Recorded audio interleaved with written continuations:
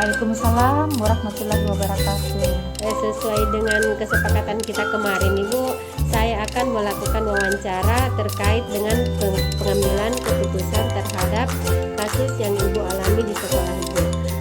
Baiklah Ibu, sebelum kita mulai proses wawancara, bisakah Ibu memperkenalkan diri Ibu secara singkat? Baik, saya akan memperkenalkan nama. Nama saya Surintang SPD, Kepala Taman Kanak-kanak untuk Mekarsari. Terima kasih banyak Bu.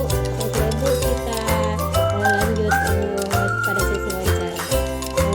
Yang pertama itu, selama ini bagaimana Ibu dapat mengidentifikasi kasus-kasus yang merupakan dilema etika atau bujukan moral? Di sini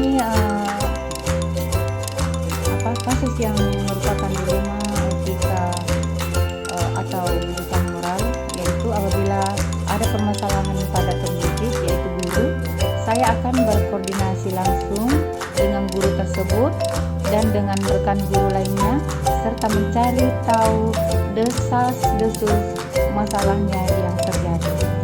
Selanjutnya Bu, pertanyaan kedua, selama ini bagaimana Ibu menjalankan pengambilan keputusan di sekolah Ibu, terutama untuk kasus-kasus di mana ada dua kepentingan yang sama-sama benar atau sama-sama mengandung nilai kebajikan? Ini kenapa ini?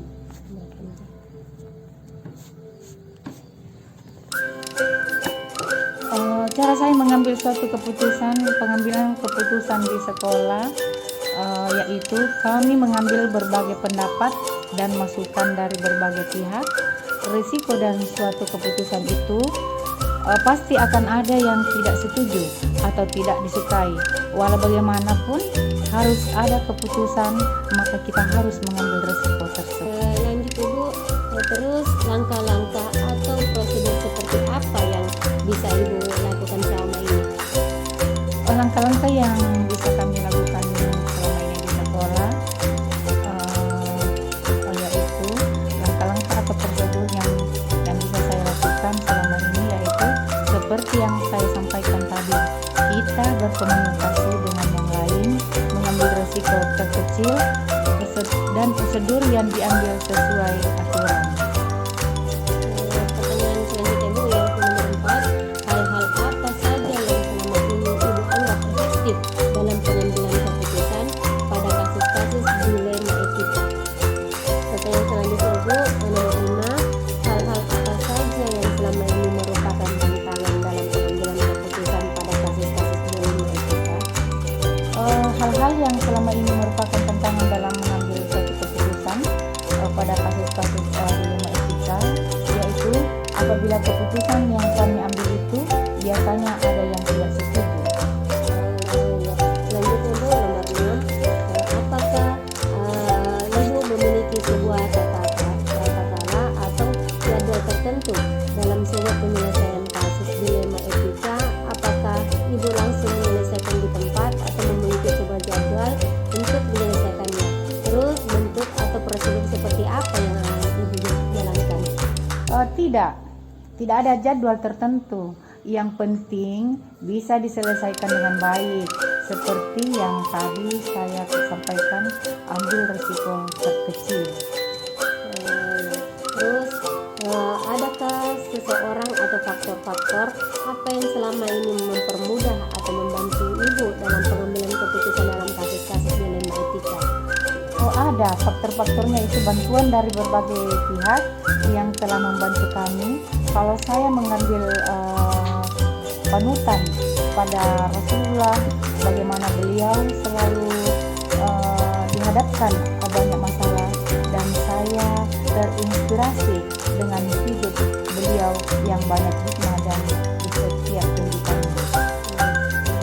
Selanjutnya nomor 8, dari semua hal yang telah disampaikan, pembelajaran apa yang dapat Ibu petik dari pengalaman Ibu mengambil keputusan dilema etika? Pembelajaran yang bisa saya petik dalam mengambil suatu keputusan dilema etika, yaitu saya belajar dari berbagai pengalaman, sehingga jangan sampai suatu kejadian terjadi kembali kita boleh sesekali mengambil teori, namun kita tidak bisa pukul rasa suatu kejadian kalau teori kan berbeda dengan praktek di lapangan. Terima kasih banyak Bu atas waktunya Ibu telah meluangkan untuk diwawancarai.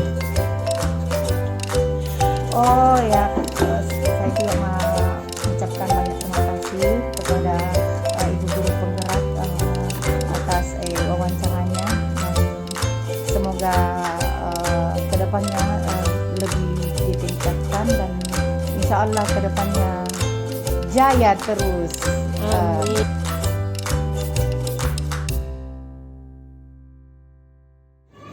Bismillah. Assalamualaikum warahmatullahi wabarakatuh. Waalaikumsalam warahmatullahi wabarakatuh. Sesuai dengan janji kita tadi pagi Bu, kita akan melakukan wawancara terkait dengan pengambilan keputusan terhadap kasus yang Ibu alami di sekolah Ibu. Baiklah Bu, sebelum kita melakukan proses wawancara, bisakah Ibu memperkenalkan diri secara singkat? Iya bisa. Ya. Nama saya Ibu Syafroni TK dari Kepala TK Lesti. Ya, terima kasih Bu. Baiklah, kita lanjut pada sesi wawancara ya. Pertanyaan pertama yaitu, selama ini bagaimana Ibu Syafroni dapat meningkatkan mengidentifikasi kasus-kasus yang merupakan dilema etika atau bisikan moral? Ya, dalam pengalaman saya selama menjabat sebagai kepala sekolah dalam mengambil keputusan harus selalu dikembalikan semuanya pada aturan. Setiap pengambilan keputusan saya selalu menjalin hubungan dengan para guru-guru saya, memastikan bahwa keputusan tersebut benar-benar dipahami karena selalu ada alasan di balik suatu kejadian. Selanjutnya, pertanyaan kedua, selama ini bagaimana Ibu menjalankan pengambilan keputusan di sekolah Ibu, terutama untuk kasus-kasus di mana ada dua kepentingan yang sama-sama benar atau sama-sama mengandung nilai kebajikan? Kalau saya merasa suatu pengambilan keputusan itu efektif apabila dilakukan dengan spontanitas tergantung objek permasalahan yang di lapangan. Saya mengobrol dengan tim manajemen sekolah, jajaran Wakasek dan guru-guru senior, didengar pendapatnya supaya ada keputusan bersama. Selanjutnya Bu, pertanyaan ketiga, langkah-langkah atau prosedur seperti apa yang biasa Ibu Syafroni lakukan selama ini? Pertama yang saya ambil yaitu saya akan mencari informasi terlebih dahulu, lalu saya akan datang ke lapangan, turun langsung untuk wawancara dari berbagai pihak, lalu saya menganalisis untuk mengambil keputusan yang terbaik. Itu dulu. Nomor 4, hal-hal apa saja yang selama ini Ibu Syafroni anggap efektif dalam pengambilan keputusan pada kasus-kasus dilema etika?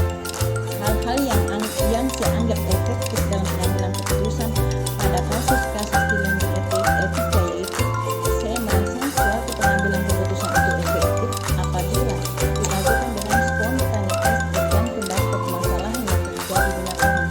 Saya mengobrol dengan warga sekolah, guru-guru, mendengarkan pendapatnya supaya ada keputusan bersama. Ya Bu, terus pertanyaan kelima, hal-hal apa saja yang selama ini merupakan tantangan dalam pengambilan keputusan pada kasus-kasus dilema etika?